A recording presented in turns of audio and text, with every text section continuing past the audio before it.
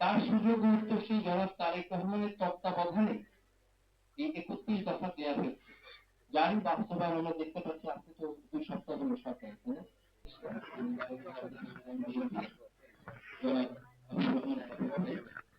আরো আছেন লায়ন ফারুক, অন্যান্য রাজনৈতিক আয়োজনে আছেন এবং সাংবাদিক ভাইরা বিভিন্ন রাজনৈতিক নেতৃবৃন্দ আমাদের সামনে বাংলাদেশ। আমাদের ৯টা থেকে ৫টা যে অবস্থান অবিসংবাদিত এবং ঐতিহাসিক ভাবে, যেটা আগে আমরা কখনো দেখিনি, তার বাবাকে অবশ্য দেখেছি।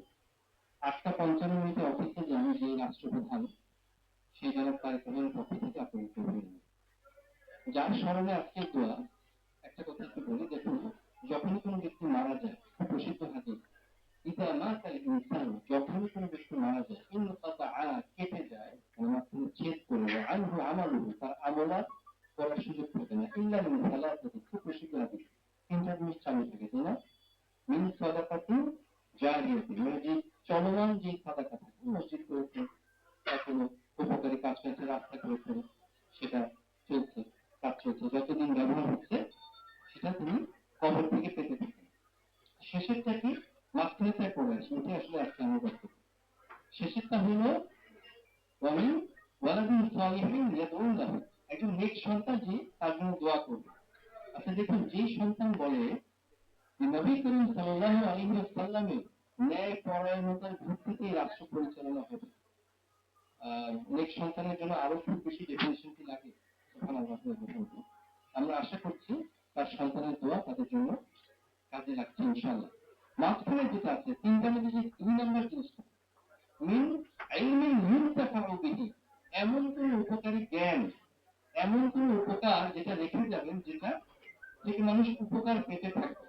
দেখুন, খুব ক্রাইসিস সময়ে যখন নাস্তিকবাদ খুব চরমে ছিল, তখন শহীদ রাষ্ট্রপতি জিয়া রহমান সংবিধানে বিসমিল্লাহির রহমানির রহিম বসিয়েছেন। আজ পর্যন্ত কারো বাবার শব্দ নাই এই বাংলার মাটিতে এই বিসমিল্লাহির রহমানির রহিম উঠে দিতে পারে।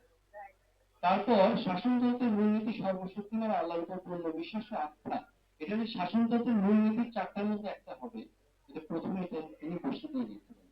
আসুন প্রয়াত দেশপতি বেগম খালেদা জিয়ার কথা, তার অভিভাবকত্বে, তার নেতৃত্বে, তার সুযোগ উত্তরসূরি জনাব তারেক রহমানের তত্ত্বাবধানে এই ৩১ দফা দেওয়া হয়েছে, যারই বাস্তবায়ন আমরা দেখতে পাচ্ছি। আজকে তো ২ সপ্তাহ হলো সরকার, আমরা দেখতে পাচ্ছি আলহামদুলিল্লাহ।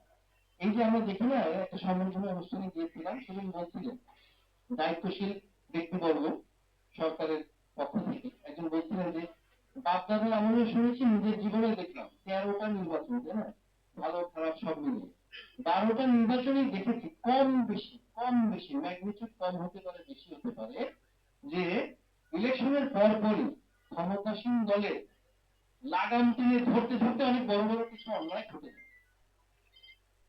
যদি দলের সদিচ্ছা থাকে, ক্ষমতাসীন দলে লাগাম টেনে ধরে ঠিক আছে, কিন্তু ধরতে ধরতে বড় বড় কিছু ঘটে যায় সারা দেশে, অরাজক পরিস্থিতি।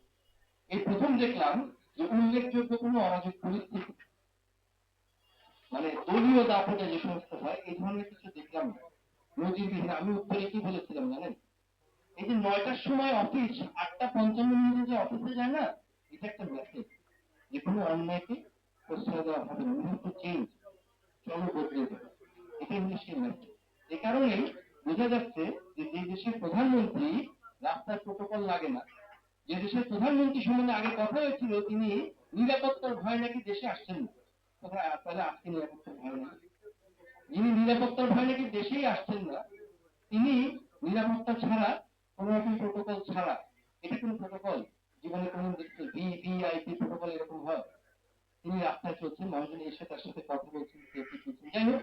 তো যেটা বলতে চাচ্ছিলাম, তাদের তত্ত্বাবধানে যে উপকারী জ্ঞান এই ৩১ দফা রেখে গেলেন বেগম খালেদা জিয়া, আমরা শুধু তার জন্য এরকম হাত তুলে আমিন আমিন দোয়া এবং বাকিগুলোর পাশাপাশি আসুন আমরা এই ৩১ দফা বাস্তবায়নের জন্য এই জীবনকে আত্মনিয়োগ করি। তাহলে এই ৩১ দফা বাস্তবায়নের মাধ্যমে এই দেশ ও জাতি যতদিন উপকার পাবে, তখনই বসে সেই জায়গা তিনি পাবেন। এই আহ্বান সবার কাছে রেখে